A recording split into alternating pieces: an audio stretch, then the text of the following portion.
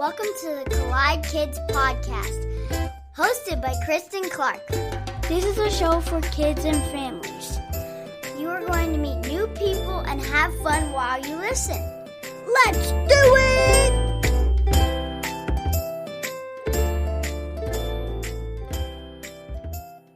Hey y'all, welcome to the Collide Kids podcast. I'm your host, Christen Clark.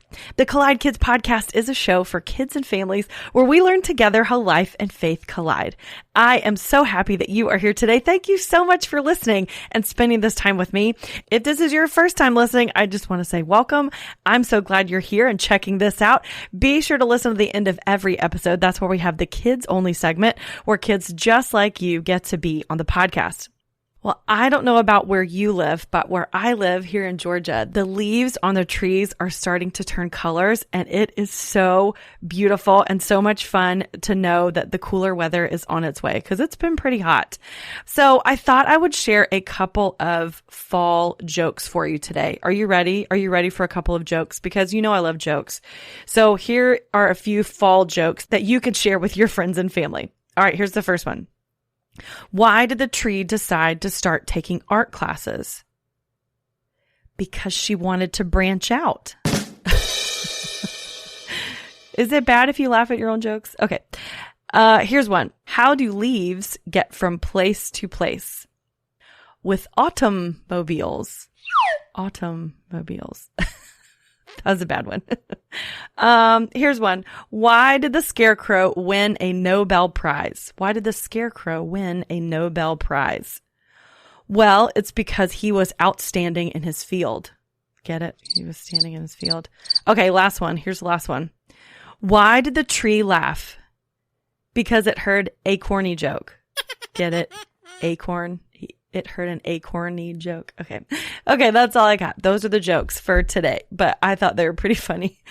Well, I am so excited about our guest today, and I think you're really going to enjoy meeting my friend Maegan Hall. She is a puppeteer and ventriloquist who's worked with organizations like Lifeway and YouVersion to create content for kids, and also she travels doing live shows for churches and camps and conferences. Maegan loves connecting with our creator through creativity, and she loves helping kids do the same. It was so much fun getting to talk with Maegan, and I think you guys are really going to have a good time today. Here is my conversation with ventriloquist Maegan Hall.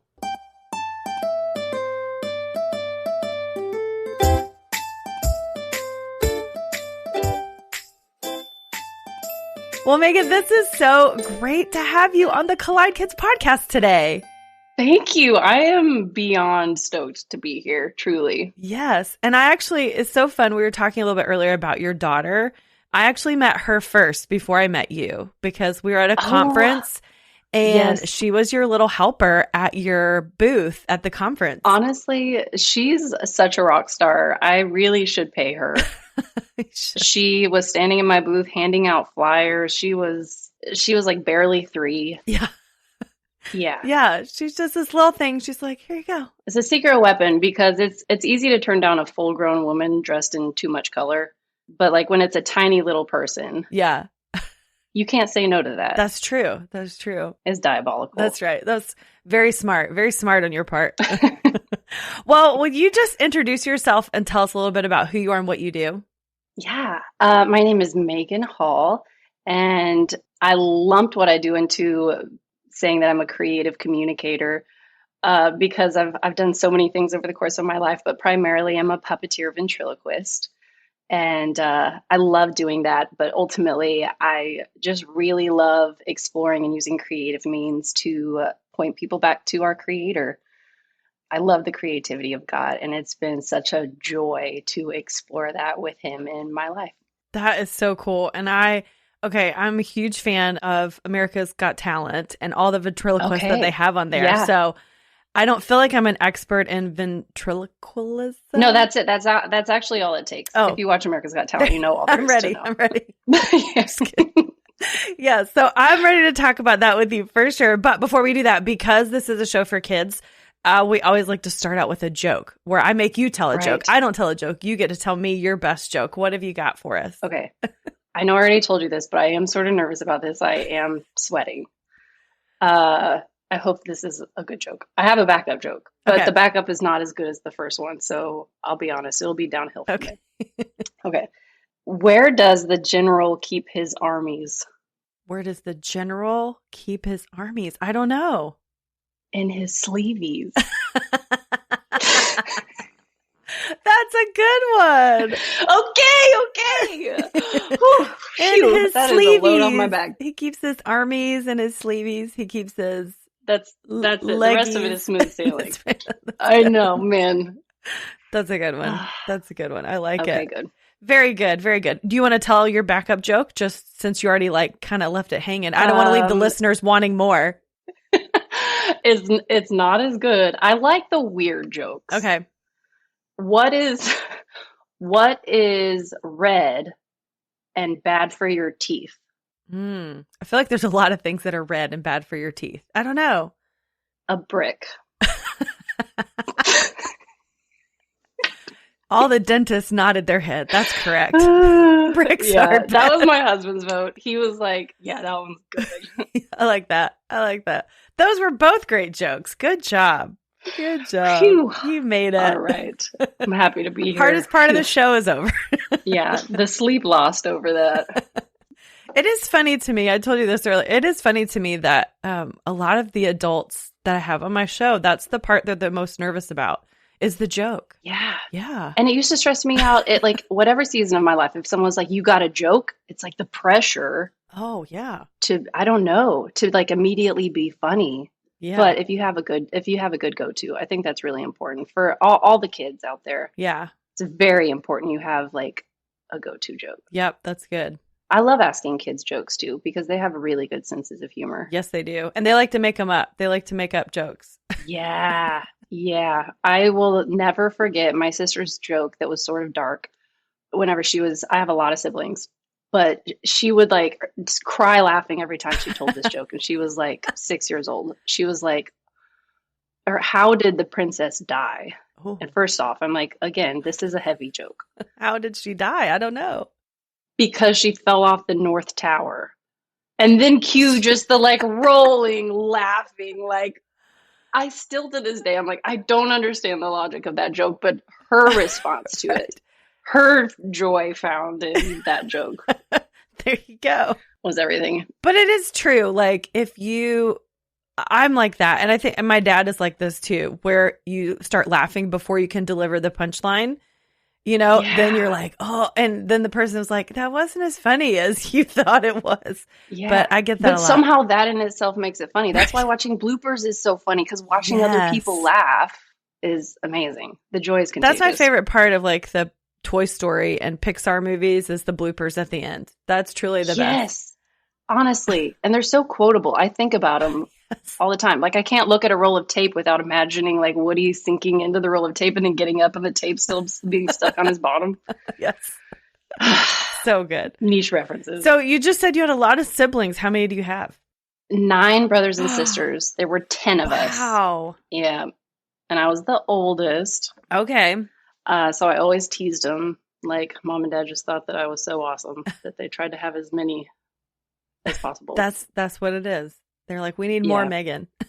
That's right. That's great. Oh, I love that. So huge family. I bet it was a lot of loud, crazy, parties and holidays and things like that. Yeah, it definitely wasn't ever as like chaotic as you see, like, I don't know, like Cheaper by the Dozen or like some of those movies that portray this like pets climbing everywhere and like a child hanging from the chandeliers. The mom is like trying to throw waffles onto plates. Like it wasn't that crazy, but it was a great time. Yeah. Like there's all the things that they say about big families, and it holds true. Like there's always somebody to play with, somebody to talk to.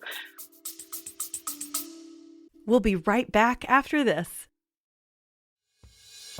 Raising kids in the digital age isn't easy, but Bark Technology makes products that help parents keep their kids safe online and in real life. They have an app, a phone, and a home device that lets families set parental controls on their internet-connected devices. I love the app because it helps us manage screen time and blocks websites and apps we want our kids to avoid. It also sends alerts and gives us the ability to monitor texts and social media and even track your child's location. Visit bark.us to learn more about how you can keep your kids safe online. Use the code COLLIDEKIDS to get 15% off your subscription of the Bark app.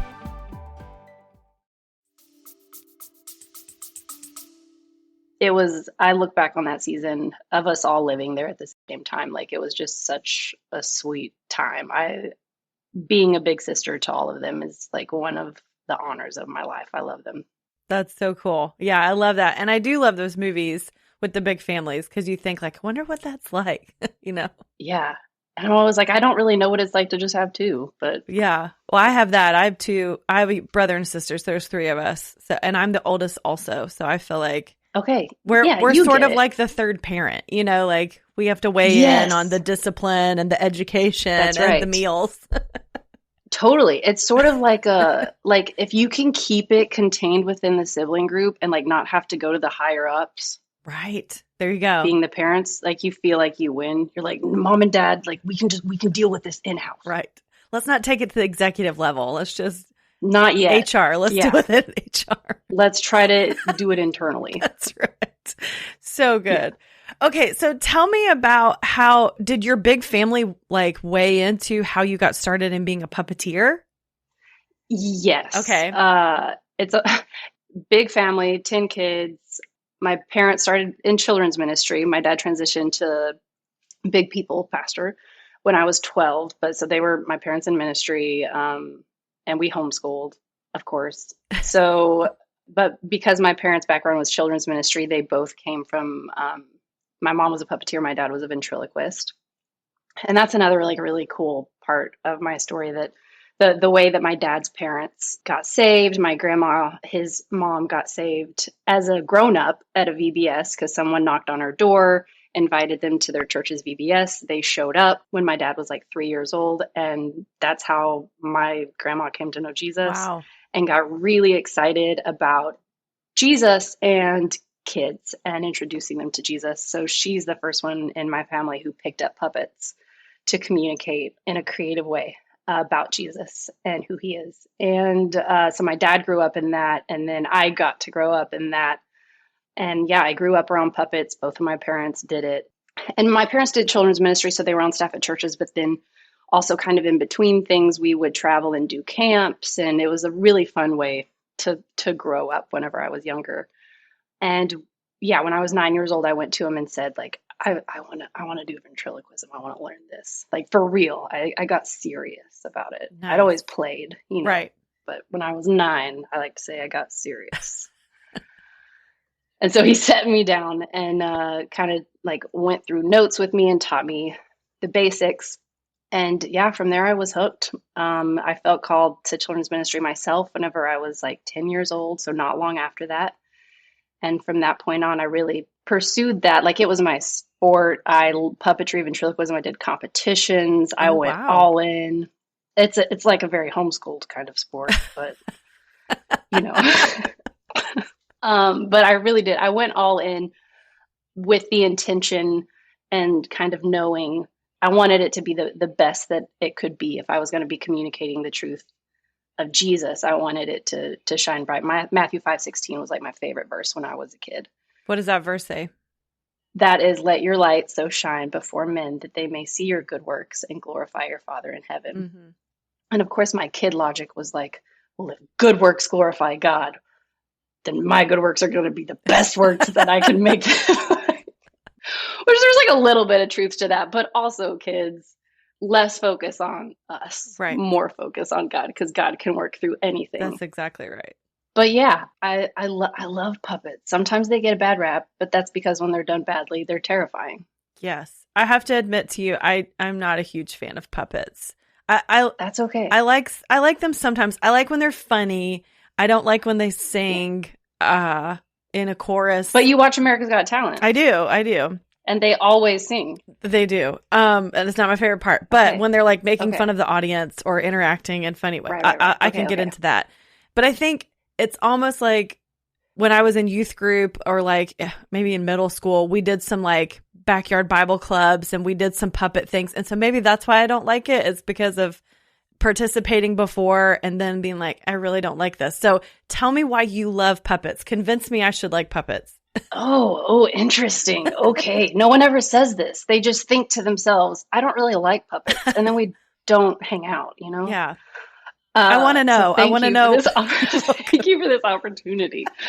Puppets to me are so special, and getting like really nerdy church kid, it's always kind of felt like deeply spiritual to me in a way, because the act of picking up something inanimate and getting to kind of breathe life into it feels very special, because of course that's what God does with us. He breathes life into us, and it feels like I get to partner with God in that way of kind of bringing creativity and life to something. It's very fun. I also really love, like, in a culture where we kind of put so much emphasis and identity on what somebody looks like, it's very fun to remove that part of the equation. As far as, and talking, of course, this is more about puppetry, whenever they don't see you as a person. Ventriloquism is different because they can see you. But I love that aspect of it too. Like, you kind of connect to this character for like reasons that feel sort of mysterious. Like, this person isn't a person, but somehow I feel when it's done well, like I'm glued to them. Like you buy into it. Right. And that feels really fun to be a part of, and to feel like you kind of infuse an unseen part of yourself into this character. Wow. Okay. Feels very special. Okay. And ventriloquism done well is just fun, because you're out there too. You can see people buying into this character. I love like any moments where there's audience interaction and you see the kids like talking to the puppet or arguing with the puppet. Like, it's just so fun, because I'm like, they're totally buying.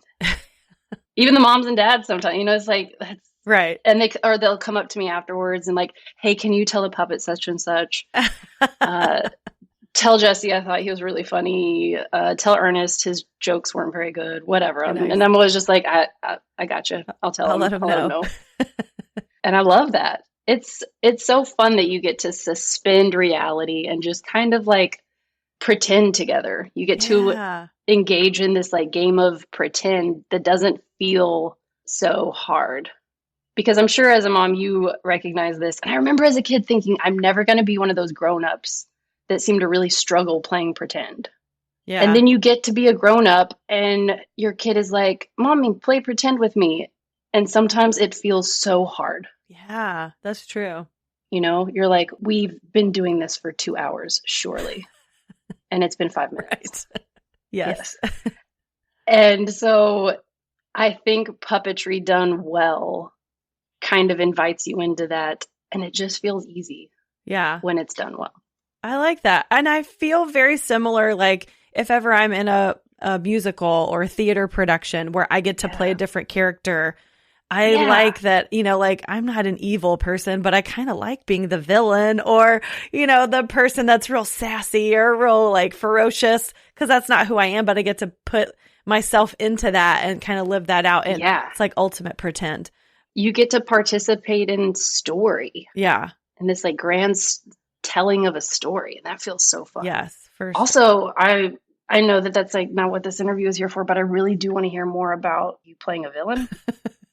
Well, so because you're such a cheery person. I know, it's so fun. No, actually, I guess the most recent was in The Sound of Music, and I was one of the mean nuns that like was like hating on Maria, and I loved it, and I got to just play that up and be kind of silly with that. And then also, they gave me another part at the end. You know, when the Von Trapps are in that big production.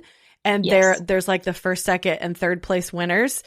And so the Von Trapps, obviously, spoiler alert, they win first place at this competition. But I was the person that won second place, but I didn't take it well. And so it was a little improv. Like, I like threw my bouquet on the floor. I strangled the MC. I was like shouting at the audience. And I love that. It was a great moment. Sore loser. I was a horrible loser. It was so fun. Yeah. You were a double villain. Yeah. You were a double baddie. Yeah. and I loved it. That's great.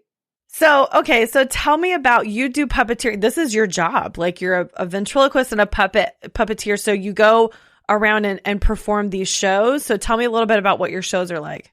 Yeah, my shows are kind of a blend. It's a blend of puppetry and ventriloquism, storytelling, live painting, audience participation. I love to just kind of throw a lot of things out there. As you know, kids do best when things are kind of moving and changing up. And I love to incorporate that mentality into my show. But like I said at the very beginning, like at the basis of it all is always just trying to connect kids to their creator.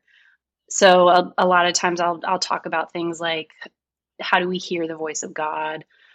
Why God gives us gifts and talents, how he makes each and every one of us so special, and what we get to do with those gifts that he's given us, and being secure and confident in those, identity, a lot of things like that I feel very passionate about, things that are important for kids to grab onto. I usually use, because a lot of times people like to ask me how many puppets there are, how many characters, usually like 3. I've been doing a thing lately in the show that I've added. It's really fun, where like one character keeps trying to FaceTime me during the show. Nice. And then at the very end, I finally like pick up and we FaceTime. And that's been really fun. The character who tries to FaceTime me, her name is Zadie. And obviously she loves interrupting the show. So she's a big fan of getting to be a part of the show in that way. Nice. Yeah, it's a good time. That's so cool. I love that. And so when you're up there, you're delivering this message, but you're doing it in such a fun way. Is it something like is it for like a lot younger kids, or do you feel like the whole family can really get into it? My favorite events to do are family-wide, because kind of like what we were talking about, like, and you were talking about even with theater, is like getting to be a part of this story. Mm-hmm. And like, I love creating that shared experience for a family, to be able to experience something all together. And then hopefully later in the car ride home or back at home, whatever, they're able to kind of have some discussions about it. And it jumpstarts some really cool talking points and conversations, for them to let those seeds kind of get down deep and grow more. So I love it when parents and older siblings and the whole family, grandparents, whatever, the whole family is there and they can maybe experience that together. I think that's really special. But also I will do things that are just in children's instruction, just for a specific age group or just for the kids or whatever. I try to say yes a lot. I'm a fan of saying yes, Yeah. Sometimes too much. But that. enough about my personal life. That's so good. So, okay. So if you could give someone, say that there's someone listening right now, they're like me, they're a big fan of AGT and they've seen the Darcy Lynn and all these different people that are doing ventriloquism or puppets. And they're like, okay, I think I want to do that. What would be your tip of how to get started to taking it serious? Like you said. I mean, it sounds boring, but it's true, is practice. Like, just put some time in, and it'll start to feel kind of awkward at the beginning, maybe. And I'm speaking specifically to ventriloquism, because I remember when I started doing ventriloquism, practice was sort of weird, because it wasn't like, I have friends who would go and, practice their instrument or whatever. And like, so you go and you sit and you practice and you talk to yourself back and forth in a funny voice. So it can feel awkward at first, but that's how you do it. That's how you get in there. So get a puppet. If you want to like wait for birthday or Christmas and take that opportunity to ask for like one that's kind of a little nicer, you can do that. But you also can just start with something simple. I know kids who have like made really cool looking puppets like out of duct tape and cardboard and painted it. And like, you can get creative. You can invest in it with money, or you can just invest in it with time and just get creative and make a puppet on your own. Sock puppets are cool. Any way that you want to start is great. But just sit, come up with a voice and a name, and give that puppet a character. The more fun details you can add, the better. Like, is this a boy or a girl? What's their name? Do they have siblings? What are their favorite foods? What do they like to do? What do they not like to do? All of those things. And as you develop their character and go back, it will start to get more and more fun. And it really does get fun. And I love that part of ventriloquism. It is acting, but you also get to kind of like explore as many characters as you want. If you want, like, it could be a human, but it could also be a monster. It could be a sandwich. It could be like, the possibilities are endless. And that's a very fun thing to explore as a kid or anybody. Yeah, that's really cool. Okay, that's good. That's good advice. So either invest the time and making sure you're practicing and get that character, just personality practice in front down. of the mirror.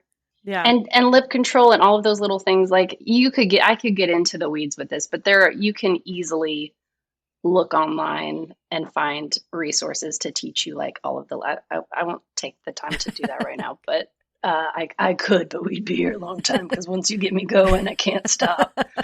Yeah, that's good. I love that. And that's good to know there's resources out there. It's not just something that you like immediately get. It's something you have to work on, just like any talent. Oh, totally. And that's what's so cool about like if you have an interest in something, you can Google it and find so much. Like, if you want to learn something, it is there for you to learn. Yeah. As long as you have a desire to put in the time, you can learn anything. And that's an exciting thing to know as a kid. Absolutely. Absolutely. Well, I love that you're talking about this and how much joy this brings you to do what you do. Do you feel like sometimes it can get hard because I don't know, for me, like, I love podcasting and I love like hanging out with kids, but there are moments where it's hard to find the joy in it because I'm working so hard or I'm so busy or I'm so stressed. So how do you find the joy in what you're doing? Yeah, good question. Anybody who's been around kids, grown-ups, anybody in between has had a bad day. We have good days, we have bad days.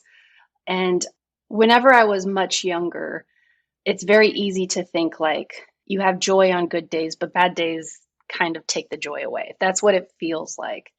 That's what's so incredible about the way the Bible describes joy and the joy that Jesus offers to us is that, yes, it's a joy in the sense of like it's a happiness, but even richer and more beautiful. I love the way the Bible describes joy as being a source of strength. That's been one of the coolest things that God's revealed to me over the years. I went through a very, very tough season in my life years ago where I struggled with depression and feeling really sad because things were just very hard. And I remember God being with me and meeting with me in the most amazing way. And I remember kind of crying to him and saying, like, I've always been known as this joyful person, and I just feel like I don't have joy anymore.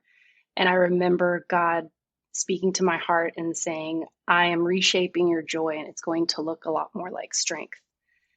And as I surrendered to that and started to really look for the joy in the little everydays and not just kind of float through in a fog, but actively look for, okay, the way the sun is shining through those trees, that's really pretty. Maybe if, that tree with all those leaves can let the light in, I can do the same. And like letting God kind of speak to me in those little things. Because if we're willing to look around, there are these pockets of joy that God has placed there for us to remind us of who he is, to remind us of who we are. And sure enough, as you walk through those hard times and you surrender and you look for the joy, that joy becomes strength. You become more resilient. Yeah. And I just think that's like one of the coolest things, that the joy of the Lord can be our strength when it's rooted in him and found in him. It's not dictated by whether we have a good day or a bad day. Right. It's not based on our feelings. It's actually based on who he is. Yeah. Yeah. And that's so much more consistent. Yeah, absolutely. Absolutely. That's so good. I love that. Well, Maegan, this has been so good. I've loved getting to talk with you today and learning about puppets and ventriloquism. And I think you're starting to sway me. I think I can get on board with puppets now. So maybe you just need to sit and pick up a puppet by yourself, and the puppet will win you over. Especially knowing you have like a theater background. Yeah, girl, some of the best puppeteers get one over from the theater crowd. Okay, so I'll see what I can do. I'll see if I can find a good sock somewhere in my laundry basket. Well, before I let you go, I always like to ask my guests to share a memory from when they were a kid. So, what is a fun memory you want to share with us today? there are so many. I love my childhood. It always blows my mind when I have friends who like just don't have a lot of childhood memories, like their brain just didn't hold on to them. Mm-hmm. And I'm thankful because I loved my childhood, and I loved being a kid. I try to stay as connected to 9-year-old me as possible. So we'll go back to 9-year-old me whenever my dad taught me ventriloquism, and at the time he was doing daycare shows during the day. So he would do anywhere from like 3 to 5 shows for daycares. So because I was homeschooled, we were able to be flexible with my schooling schedule. So he sat down with me, taught me ventriloquism. He made me a puppet. It was a baby pickle named Gretchen Gherkin, Aw. and it was so cute. She had like a bonnet and a bib and a pacifier, and my parents wrote me a routine, and I memorized the routine. I practiced it, and 2 weeks later, my dad started taking me to do shows with him at the daycares. Mm-hmm. And it was just such a fun time. I look back on those memories of getting to perform with my dad and going in and helping him set up and sitting there and like, and he gave me specific jobs to do. Like I got to take the invoice back into the office. I got to fill out the invoice for them. Like these things that just felt really, really special, really important, and getting to be with my dad. And I look back, and at the time, like I loved it and it felt special, but now having the perspective that I do and looking back, like I feel two things. I feel very impressed with 9-year-old me. That like I picked up a new skill and within 2 weeks was like, yeah, I'll perform for other people, for other kids. Let's do it. And 2, I feel so thankful to my dad, and then consequently all the grown-ups in my life who really cheered me on and invested in me and trusted me and gave me responsibility.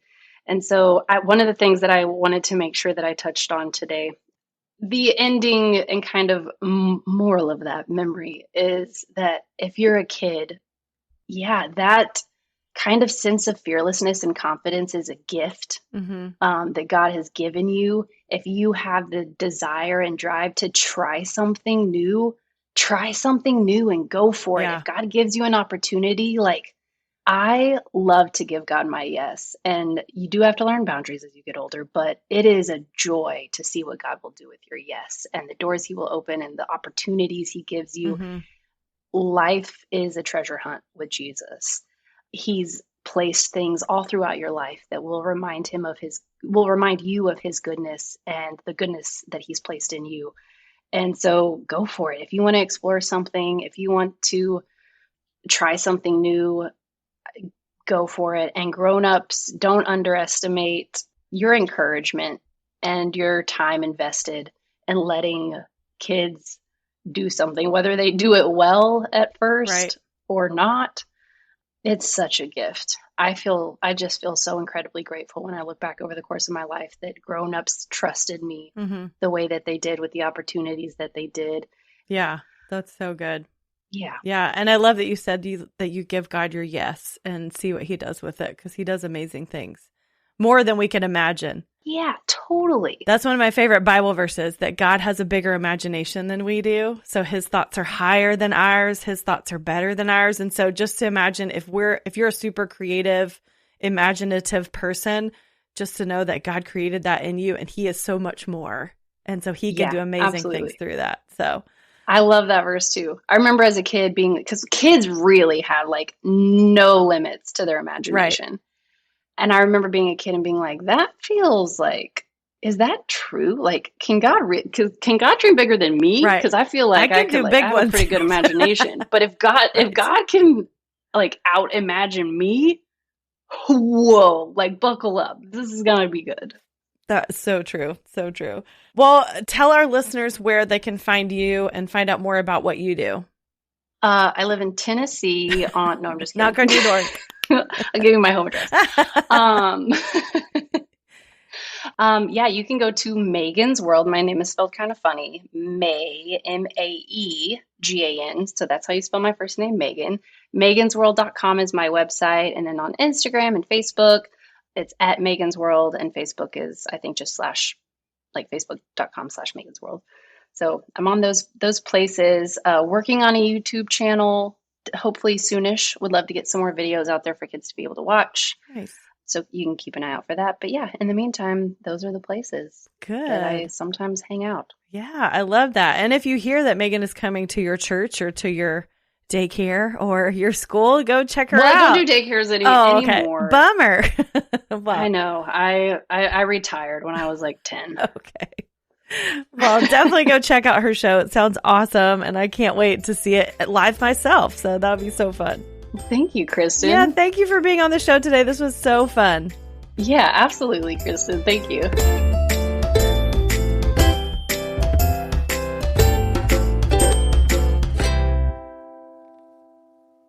That was so good and so much fun meeting Maegan. I think her and I are very similar in personalities.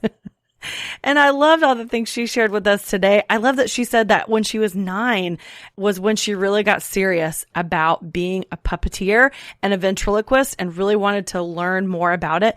And it was at age 10 when she felt like God wanted to use her life to minister to other people through this. And I think that's so cool that she didn't wait until she was an adult to start serving God. She started when she was 10.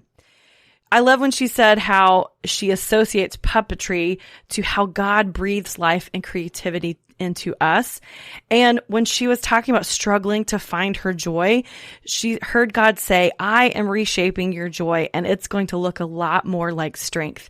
And so she started being really intentional about looking for the joy in the small things that are all around us.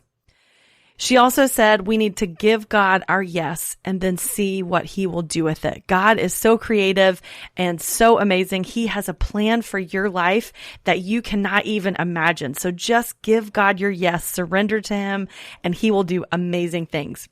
If you want to find out more about Maegan, you can head over to her website, meagansworld.com. You can also follow her on social media. And if you use the YouVersion Bible app, there's a kids Bible experience, and you might see Maegan in some of those videos. So be sure to check that out for those daily devotionals. Those are awesome.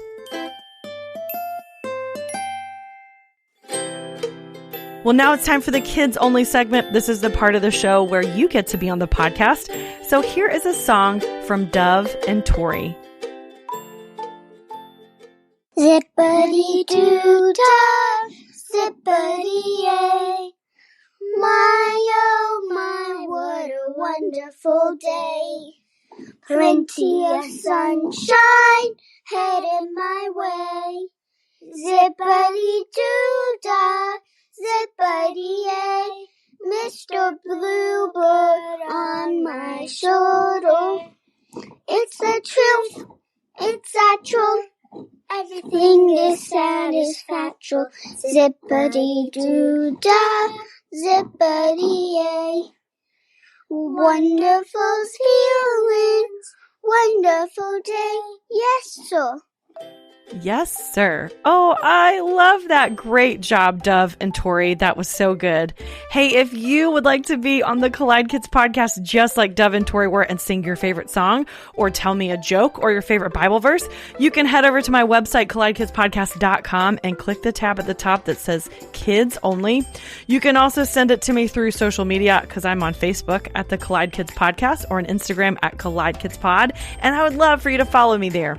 If you'd like to support the podcast, there's a few ways you can do that. Definitely go and subscribe and follow this podcast on all platforms so that new episodes will automatically load into your podcast app.